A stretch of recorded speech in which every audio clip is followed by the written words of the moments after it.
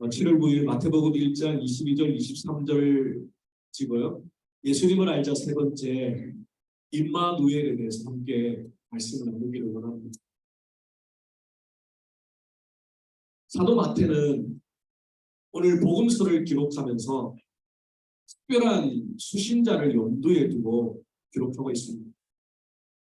마태복음의 수신자는 구약의 배경을 잘 알고 있는 유대인이었거나 혹은 유대교에서 개종한 그리스도인들입니다.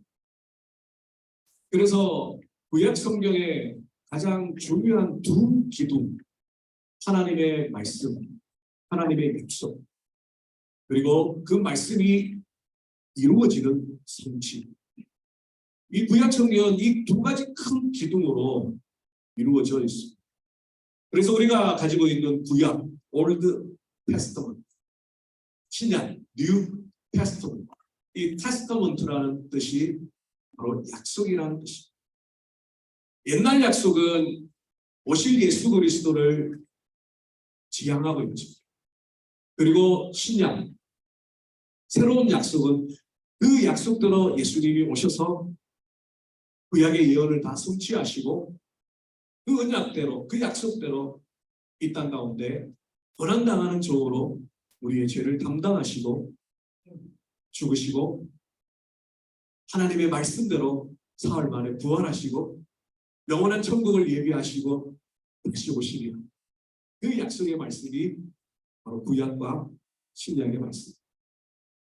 그것을 잘 알고 있는 유대인들을 향하여 마태는 예수님에 관한 구약의 예언들을 소개하면서 이 예수님이 구약의 예언대로 오신 메시아, 하나님의 구원자이시라고 정명하듯이 설명하는 것이 마태복음입니다. 그래서 마태복음에는 다른 복음서보다 구약의 인용이 훨씬 더 많습니다. 그 인용 가운데 첫 번째가 오늘 본문의 말씀입니다. 이사야 7장 14절 말씀을 인용하였습니다. 그러므로 주께서 친히 징조를 너희에게 주실 것이라. 보라, 처녀가 잉태하여 아들을 낳을 것이요 그의 이름은 임마누엘이라 하리라. 구약 성경에서 임마누엘이라는 단어가 나오는 본문은 이사야서밖에 없습니다.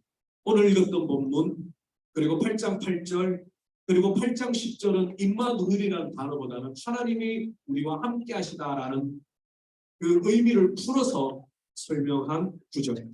딱 세 구절만 임마누엘을 설명하고 있습니다. 그러므로 이사야 선지자의 예언의 핵심은 바로 임마누엘입니다. 임마누엘이 뭐죠? 다윗, 하나님이 우리와 함께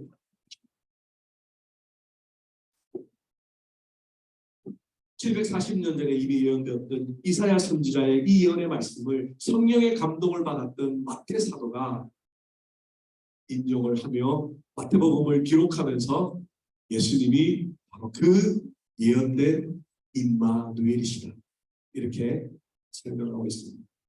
오늘 예수님 세 번째 이름 임마누엘에 대해서 여러분 잘 알고 계시겠지만 다시 한번 정리하는 의미로 말씀에 집중해 주시기를 바랍니다. 먼저는 이사야 7장의 배경을 조금 이해할 필요가 있습니다. 솔로몬 왕 이후에 남쪽 유다와 북쪽 이스라엘이 나누어지게 됩니다. 그때 실은 중국인 아수르, 사회책에는 아시리아로 번역이 되어 있고요. 성경에는 아수르라고 번역을 했습니다. 그 나라에 아수르 혹은 아시리. 그 나라가 이제 실은 강국으로 힘을 얻고 있을 그때였습니다. 그 아수르를 경계하기 위해서 북쪽 이스라엘과 아람 왕 그리고 남쪽 유다 이 세 나라가 합쳐서 견제하려고 마음을 모으려고 했습니다. 그때 남쪽 유다를 다스리던 왕은 아하스 왕입니다.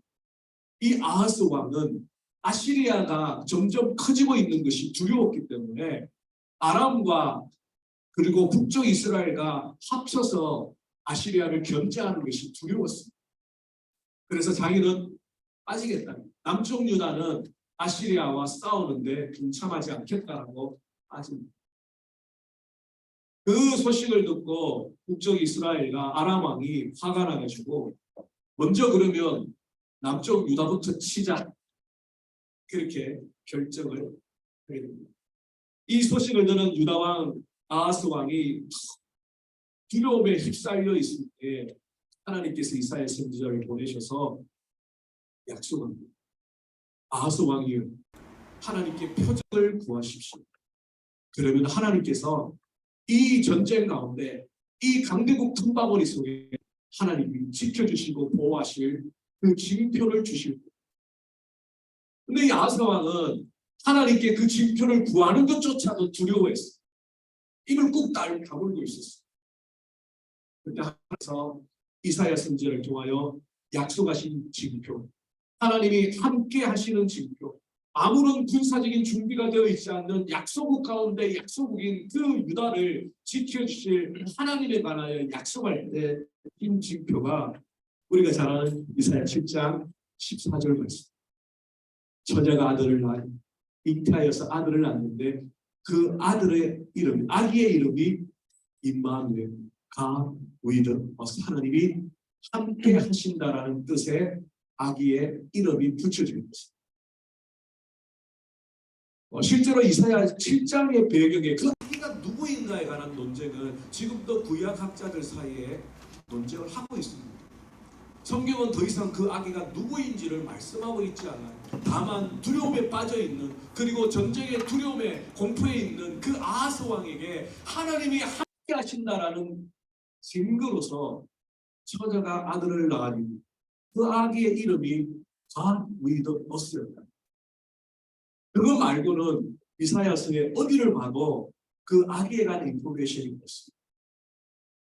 이제 그러니까 이제 구약의 학자들은 그 아기가 누굴까? 분명히 하나님께서 아하스 왕에게 징표로 주신 아기니까 태어났을 거예요. 그리고 그 이름이 어쩌면 진짜 임마누엘이었어요. 역사적으로는, 성경적으로는 그 아기에 관한 단순한 추적을 하나님께서 막으십니다. 왜요? 사실은 그 아기에 관한 예언의 말씀은 오늘 마태가 고백하는 것처럼 예수님에게만 해당이 돼요. 어느 누구가 예수님을 제외하고 어느 누구가 동정녀에게서 성령으로 잉태할 수 있겠습니다. 그래서 학자들 사이에는 이사야 7장의 그 처녀가 여인이다, 버진이 아니라 여인이다, 이런 논쟁들이 계속 이루어져 가고 있습니다. 이사야 7장의 그 처녀는 어쩌면 동정녀가 아닐 수도 있겠죠. 그러나 예수님은 성령으로 말미암아 동정녀 마리아에게서 태어나셔야 우리의 죄를 담당하시는 구원자가 될 수 있습니다. 그래서 마태 사도는 첫 번째 구약의 예언을 예수님에게 적용할 때에 하나님께서 이사야를 통해서 주셨다고 하고 있습니다. 처녀에서 태어날 그 한 아기, 그 예수님을 통하여 우리는 하나님을 보게 되고 하나님의 마음을 알게 되고 하나님의 계획을 알게 되게 되었습니다. 오늘 임마누엘의 의미를 조금 더 살펴보기로 합니다. 하나님의 존재의 양식이 성부와 성자와 성령으로 존재하시는 삼위일체의 하나님이라고 우리는 고백합니다. 그런데 이 임마누엘은 하나님이 함께 하신다라는 이 약속의 말씀과 관련해서는 하나님께서 성부와 성자와 성령이 동일한 약속을 하고 계십니다. 물론 예수님의 이름이 임마누엘이지만 그와는 별도로 성부도 임마누엘 되시고 성자도 임마누엘 되시고 성령도 임마누엘 되시고 세 분이 다 하나님이시며 그 하나님이 우리와 함께하기를 원하십니다. 첫 번째로 주보를 참고해 주시기 바랍니다. 임마누엘은 성부 하나님의 간절한 사랑이 담겨져 있습니다. 창세기부터 요한계시록까지 하나님의 메시지는 딱 하나입니다. 내가 너의 백성, 하나님이 되어주고 너희는 내 백성이다. 그게 무슨 의미냐면 내가 너와 함께한다. 너가 나와 함께 해달라. 그것을 바로 동행이라는 단어로 사용할 수 있죠.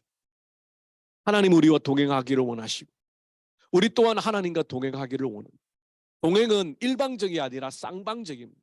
하나님 편에서 동행이라는 표현을 쓰실 때도 있고요. 하나님의 백성 편에서 하나님과 동행한다는 표현도 있습니다. 그러므로 동행을 하나님의 관점으로 바라보느냐 하나님의 백성들의 관점으로 바라보느냐 두 동행이라는 단어가 성경에 기록되어 있습니다. 최초에 하나님께서 온 세상을 만드시고 하나님을 닮도록 아담을 만드시고 하나님 만드신 세상을 다스리라고 하셨습니다. 그때는 하나님과 함께 있었습니다. 그들은 하나님의 백성이었고 하나님은 아담과 하와의 하나님이셨습니다. 그런데 하나님께서 선악과를 통하여서 아담과 하와에게 참된 행복의 주인이 하나님이심을 가르쳐 주시죠. 모든 것을 다 주셨지만 선악과를 먹지 말라고 하신 하나님의 금지 명령만이 하나님과 피조물인 인간의 신분을 규정지어 줬습니다. 그러니까 그 선악과를 볼 때마다 아담과 하와는 나는 피조물이고 에덴 동산의 주인은 내가 아니라 하나님이시고 내가 정말 행복하기 위해서는 하나님의 말씀에 순종함으로 선악과를 먹지 않고 살아가는 것. 네, 사단의 게임에 빠져서 선악과를 먹죠. 하나님처럼 되려고 했습니다. 선악과를 보니까 하나님처럼 지혜롭고 탐스러울 정도로 유혹거리였습니다. 그래서 죄를 범하였고 하나님께 쫓겨납니다. 이제 하나님과 멀어집니다. 더 이상 하나님은 그들의 하나님이 아니고 그들은 더 이상 하나님의 백성이 아니게 됩니다. 근데 참 아이러니한 것은 하나님의 구원의 그 시작이 언제부터입니까? 에덴 동산에서 아담과 하와가 쫓겨날 때 창세기 3장 15절 하나님께서 말씀합니다. 여자의 후손이 뱀의 머리를 박살낸 것이다. 장차 오실 여자의 후손 예수 그리스도를 통하여 사단의 머리가 박살나는 사망의 권세가 박살나는 부활의 약속의 말씀을 이미 원시복음에서 창세기 3장에서 하나님은 예언하셨습니다. 그러므로 예수님이 이 땅에 오신 것은 갑작스러운 일이 아닙니다. 하나님의 구원의 역사, 이미 아담과 하와가 타락하여 쫓겨날 때부터 하나님은 안타까운 마음으로 예수님을 통하여 우리를 구원하실 것을 계획하셨던 것입니다.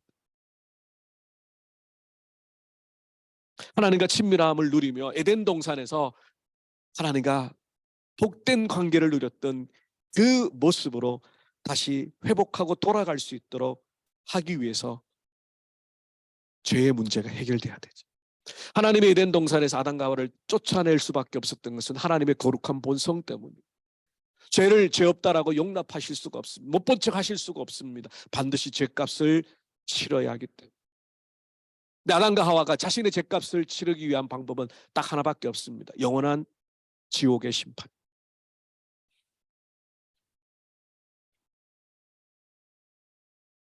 거룩한 하나님의 본성 때문에 그들이 쫓겨납니다. 그리고 하나님 길고도 지루한 구원의 역사를 이제 시작합니다.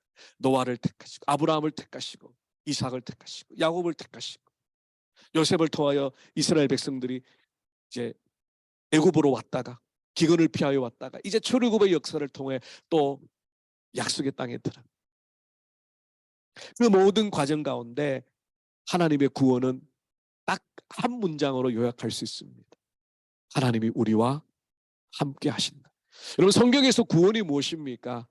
바로 하나님이 함께 하시는 겁니다. 어디를 가든지 무엇을 하든지 하나님께서 함께 하시는 것이 구원이었습니다. 하나님이 함께 하신다는 것은 플러스 알파가 있기 때문입니다. 그냥 옆에 계셔 주기만 하시는 게 아니고 그냥 함께 동행하신다는 것만이 아니고요. 보호해 주시고 막아주시고 이끌어 주시고 인도해 주시고 축복해 주시고 위로해 주시고 은혜 부어 주시는 것. 그것을 다 포함하는 것이 내가 너와 함께 하겠다라는 약속이기 때문에. 구약의 인물들에게 하나님의 약속은 반복하여 나옵니다. 창세기 26장 24절에 보면 그 밤에 여호와께서 그에게 나타나 이르시되 나는 네 아버지 아브라함의 하나님이니 두려워하지 말라. 네 종 아브라함을 위하여 내가 너와 함께 있어 네게 복을 주. 하나님께서 약속합니다. 내가 너와 함께 있어 율법의 핵심인 신명기 20장 4절에도 보면 너희 하나님 여호와는 너희와 함께 행하시며 너희를 위하여 너희의 적군과 싸워주시리라. 여기도 뭐라고 말씀합니다. 하나님이 너희와 함께 있어주겠다. 이사야 41장 10절 두려워하지 말라 내가 너와 함께함이라 놀라지 말라 나는 네 하나님이 된다. 뿐만 아니라 모세를 이어서 이제 약속의 땅을 이스라엘 백성들을 이끌고 가야 되는 여호수아에게 말합니다. 놀라지 마, 두려워하지 마라. 내가 너와 함께하겠다. 이처럼 하나님 아버지께서 하나님의 백성들과 함께하시며 우리의 있는 모든 인생의 문제들을 목자와 같이 아버지와 같이 함께 고민하고 함께 해결하고 함께 이해하시는 함께하기를 원하시는 하나님이시라는 것을 성경은 수십 번 수백 번도 더 기록하고 있습니다. 그러므로 임마누엘이라는 이름 속에 하나님의 그 진심이 담겨져 있는 로마서 5장 8절 말씀처럼 우리가 아직 죄인 되었을 때 그리스도께서 우리를 위하여 죽으심으로 우리를 향하신 하나님의 사랑을 확정하셨다는 게 데몬스트레이트래. 데몬스트레이트. 나팔을 불었다는 겁니다. 시위를 했다는 겁니다. 고함을 질렀다는 겁니다. 확정하셨다라는 단어가 바로 그런 의미입니다. 하나님이 우리를 향하신 그 사랑을 어떻게 표현하는가? 하나님께서 가장 사랑하신 독생자 예수 그리스도를 십자가에 내어 주심으로 저와 여러분을 사랑하시는 그 하나님, 그 하나님의 사랑을 드러내셨다. 종종 이제 새가족 공부를 하다 보면 제 일과가 하나님에 관한 거다는. 여러분은 하나님을 어떻게 생각하십니까? 사랑하는 우리 새가족에게 하나님은 어떤 하나님이십니까? 물으면 한 50% 정도는 하나님이 무서운 하나님이라 고백해요. 성경을 읽다 보면 하나님은 참 무서운 하나님, 참 두려운 하나님, 정말 바늘 찔러도 피 한 방울 안 나올 것 같은 철두철미한 그런 하나님으로 무섭게 다가오는. 근데 하나님은 왜 그렇게 하시냐면요, 왜 죄를 그렇게 혐오하시고 죄악에 대하여 심판하시고 하냐, 우리를 죄로부터 구원하시기 위한 사랑 때문입니다. 그 사랑 때문에 죄를 용납하실 수가 없고요, 그것을 못 본 척할 수가 없었다는 거예요. 그 하나님께서 사랑하신, 어떻게 해요? 예수님을 우리에게 내어주시고, 성경은 그것을 하나님의 전부를 주신 거라고 말합니다. 하나님께서 독생자를 이 땅에 보내신 것은 우리를 너무너무 사랑하신 하나님이 그의 전부를 주신 것과 같다라고 설명. 그 사랑을 우리가 받고 살아가고 있는 거죠. 그래서 임마누엘, 하나님이 함께 하신다, 성부 하나님의 속마음을 드러내셨습니다. 우리를 향한 사랑을 수줍게 하나님이 고백하셨습니다. 나 너와 함께 있고 싶어. 여러분 연애하고 결혼해서 이렇게 사시잖아요. 사랑하게 되면 첫 번째가 뭔가요? 같이 있고 싶어요. 같이 있고 싶어. 맛있는 거 먹으면 함께 먹고 싶고요. 좋은 데 가면 함께 구경하고 싶고, 같이 나누고 싶은 거죠. 함께 하고 싶은 거예요. 하나님도 똑같으세요. 하나님도 여러분과 함께 하기를 원하세요. 여러분의 전 삶을 통하여 하나님과 함께 하기를 원하세요. 힘들어도 다른 것 붙들지 말고, 다른 데 가서 도움 찾지 말고 나한테 와. 나한테 엎드려. 내가 도와줄게.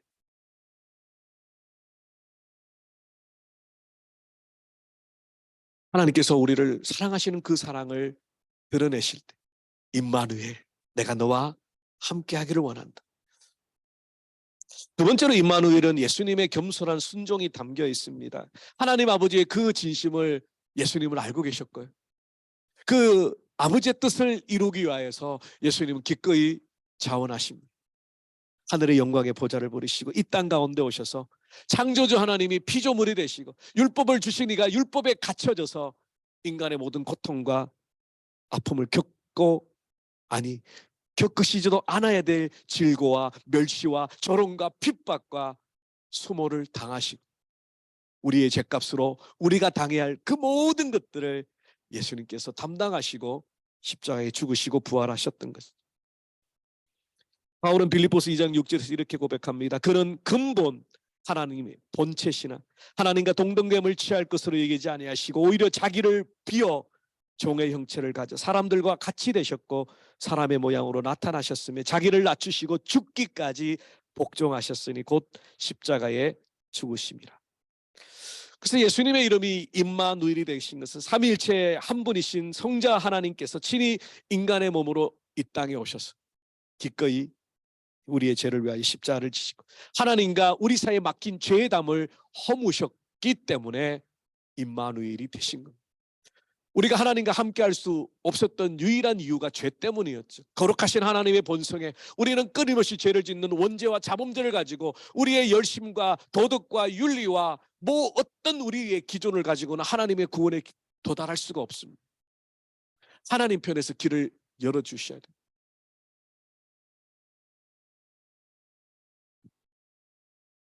인류 역사 가운데 수많은 방법들을 시도했지만 하나님의 구원의 기준에 도달할 수 있는 길은 인간에게는 없습니다.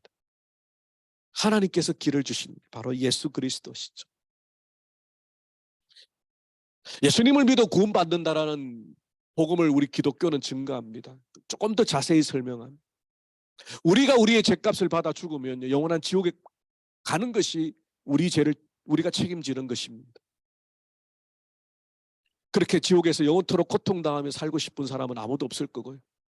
하나님의 백성들을 그렇게 지옥으로 보내기를 원하시는 하나님은 없을 겁니다. 그래서 예수 그리스도를 2000년 전에 우리의 죄를 대신 담당하시는 어린 양으로 보내주셨다. 1813년에 하와이에 있는 섬 중에 몰로카이라는 섬이 있습니다. 거기에 벨기에 신부님이신 다미안 신부님이 선교사로 파송을 받게 됩니다. 그 섬은 우리 한국의 소록도와 같이 한센병에 걸린 분들이 격리되어 있는 그런 곳입니다. 하나님께서 그런 마음을 주셔서 그 신부님이 복음을 전하기 위하여 그 섬으로 갔습니다. 근데 아무리 복음을 전하고 사람들에게 가까이 나가도 거기에 있는 환우들이 만문을 열지를 않는 거예요. 이상하다, 이상하다. 왜 이렇게 이 사람들이 마음이 강팍해졌고 마음을 닫고 있을까? 근데 우연히 그들끼리 이야기하는 소리를 듣게 되었습니다. 신부님이 아무리 우리에게 와서 사랑을 베풀고 친절을 베풀어도 그분은 정상인입니다. 우리처럼 한센병에 걸려있는 사람의 고통과 아픔을 모를 거야. 그 이야기를 듣고 이 신부님이 충격에 빠져서 고민을 하다가 스스로 한센병에 걸렸습니다. 그리고 그들에게 복음을 전합니다. 이보시오, 나도 당신들과 똑같이 한센병에 걸렸어. 이제 내가 전하는 이 복음의 진심을 좀 받아주시오. 거기에 그 한센병 환우들이 감동을 하게. 제가 이 이야기를 왜 하냐면 그 신부님도 참 위대하시지만 하나님의 아들이신 예수님이 이 땅 가운데 성육신하여서 십자가를 지기 위하여 오신 것은 그거와는 비교도 할 수 없을 만큼 처참한 것이었다. 물론 기쁨으로 사랑으로 우리를 구원하기 위해 오셨지만 하늘의 영광의 보좌를 버리시고 오신 그 주님이 바로 우리에게 하나님의 사랑을 보여주시기 위해서 친히 순종하셨다는 겁니다. 그래서 예수님의 이름이 임마누엘, 하나님이 우리와 함께 하신다. 여러분, 하나님 보고 싶죠? 하나님이 어떤 분이신지 예수님을 보면 안다는 겁니다. 왜냐하면 예수님께서 바로 하나님이시기 때문에. 그 하나님은 자신의 피를 흘려 자신의 백성들을 구원하신 로마 병사의 조롱과 멸시에도 저항하거나 반항하거나 저주하거나 욕하지 않고 기꺼이 순순히 우리를 위하여 십자가의 길로 가셨던 그분이 바로 하나님의 모습이라는 것.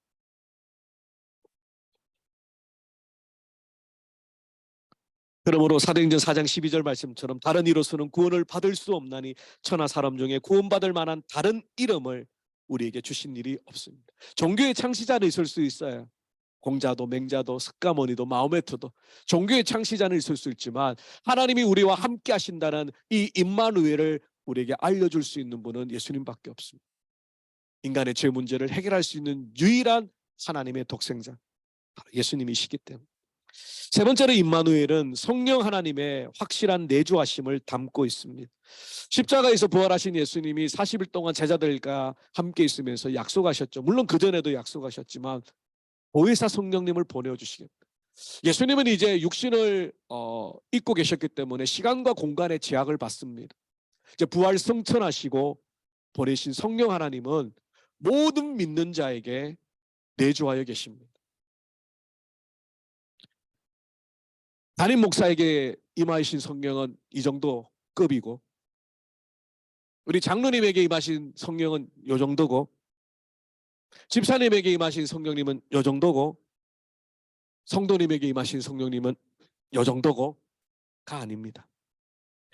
똑같은 한 분 성령님이 저와 여러분에게 거하여 계십니다. 그 성령께서 우리와 함께 하여 주십니다. 언제까지요? 영원토록. 그래서 예수님이 마태복음 28장에 내가 세상 끝날까지 너희와 함께 있겠다, 그 약속의 말씀을 하시죠. 예수님이 부활 성천하셨는데 어떻게 세상 끝날까지 함께 하십니까? 바로 믿는 자에게 주신 성령 하나님.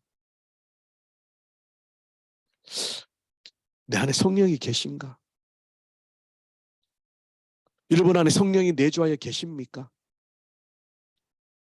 우리의 감각으로 알 수 없습니다. 성령은 우리의 영혼 깊은 곳에 내주하여 계시기 때문에 우리의 눈으로 보이지도 않고, 우리의 코로 맡겨지지도 않고, 우리의 손으로 터치되지도 않습니다. 그런데 우리로 하여금 예수 그리스도께서 나의 주님이심을 믿게 하십니다. 성령께서는 내 가운데서 죄악으로 깨닫게 하십니다. 내가 구원받은 하나님의 백성인데, 하나님의 백성으로 내가 이렇게 살면 안 되는데 가끔씩 우리의 마음을 흔듭니다. 하나님의 성경의 말씀을 읽을 때 위로도 받지만 도전도 됩니다. 말씀이 나를 찌릅니다. 내가 거룩한 하나님의 백성인데. 그것이 바로 여러분 안에 성령이 계시는 증거입니다. 세상 곁길로 막 나가고 싶다, 세상 사람들처럼 막 그렇게 살고 싶다가도 브레이크를 쫙 끌어주시는 분이 바로 여러분 안에 계신 성령님. 성령께서 우리 발목을 꽉 붙들고 내가 너와 함께, 내가 너와 함께한다.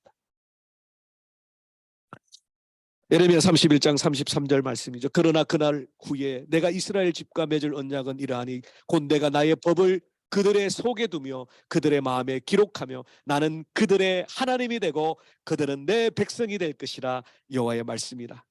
성령에 대한 예언의 말씀입니다. 새 언약의 내용이 우리 안에 성령을 두시고, 그래서 어떻게 하겠다고요? 궁극적으로 그들은 내 백성이 되고 나는 그의 하나님이 될 것이다. 성령으로 거듭나지 않은 사람은 하나님의 백성이 아닙니다. 교회 생활 아무리 열심히 해도, 극단적으로 말해 그가 목사라 할지라도, 선교사로 할지라도, 장로라 할지라도, 그가 어떤 직분이라 할지라도 성령으로 거듭나지 않으면 하나님과 아무 상관이 없습니다.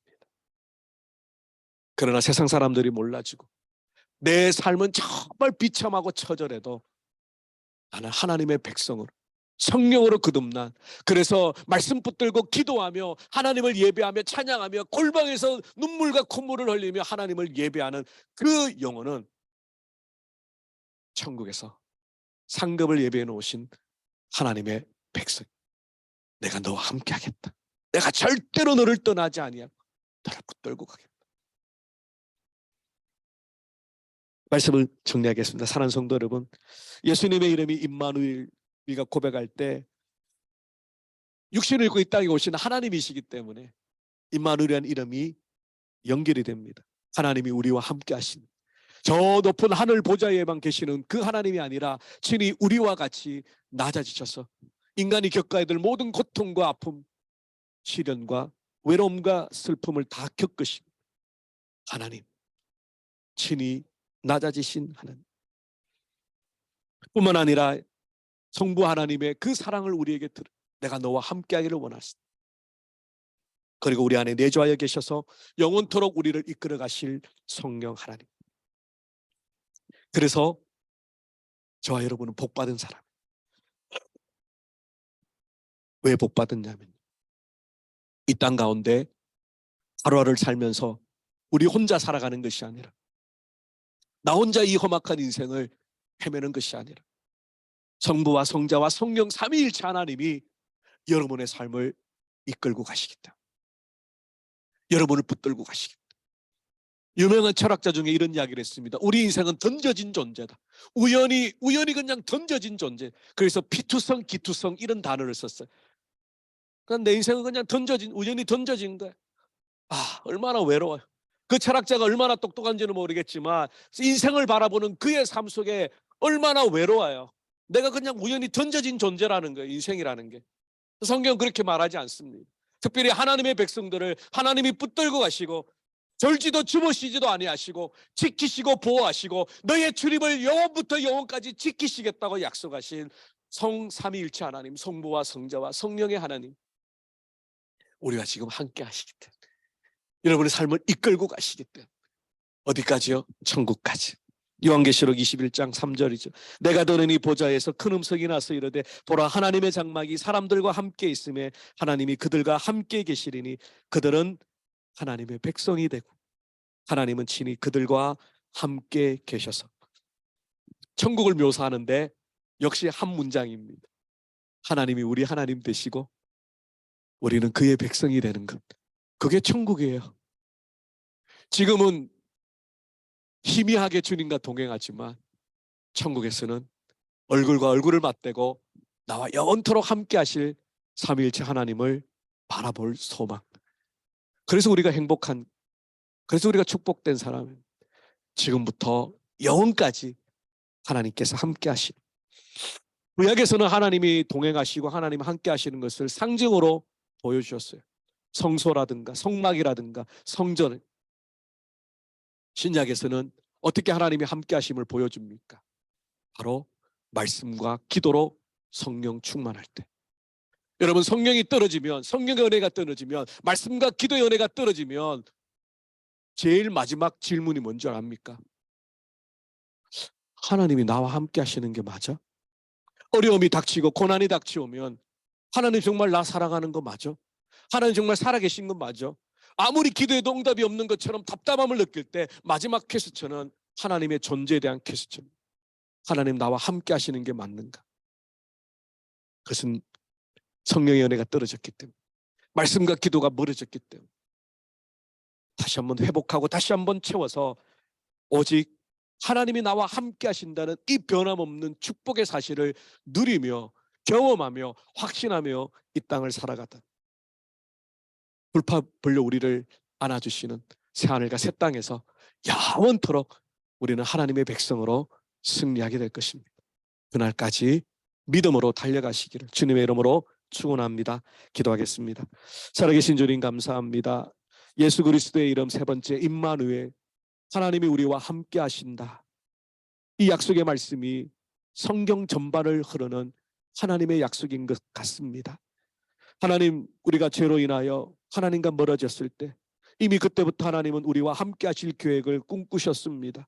독생자 예수 그리스도를 이 땅에 보내셔서 우리가 어찌 감당할 수 없는 죄악의 문제를 해결하게 하시고 누구든지 그 사실을 믿을 때에 그 죄가 용서되어지고 하나님의 자녀로 입양되어지고 하나님의 백성으로 하나님과 다시 함께 할 수 있는 길을 열어주신 아버지 하나님, 성자 예수님, 그리고 우리 안에 좌정하셔서 결코 떠나지 아니하시고 영원토록 우리의 출입을 지켜주시리라 약속하신 성령 하나님, 그 삼위일체 하나님이 나와 함께 하시기에 이 세상에 어떤 누구도 어떤 무엇도 어떤 상황도 어떤 형편도 두렵지 아니하고 염려되지 아니하고 오직 그 하나님의 손 붙들고 승리하다가 우리의 인생이 다 마치는 날 저 천국 새하늘과 새 땅에 들어가 아버지 품에 안겨 영원토록 살게 될 그 소망이 우리에게 유일한 위로되게 하여 주시옵소서. 감사하고 우리 주 예수 그리스도의 이름으로 기도 올리옵나이다. 아멘.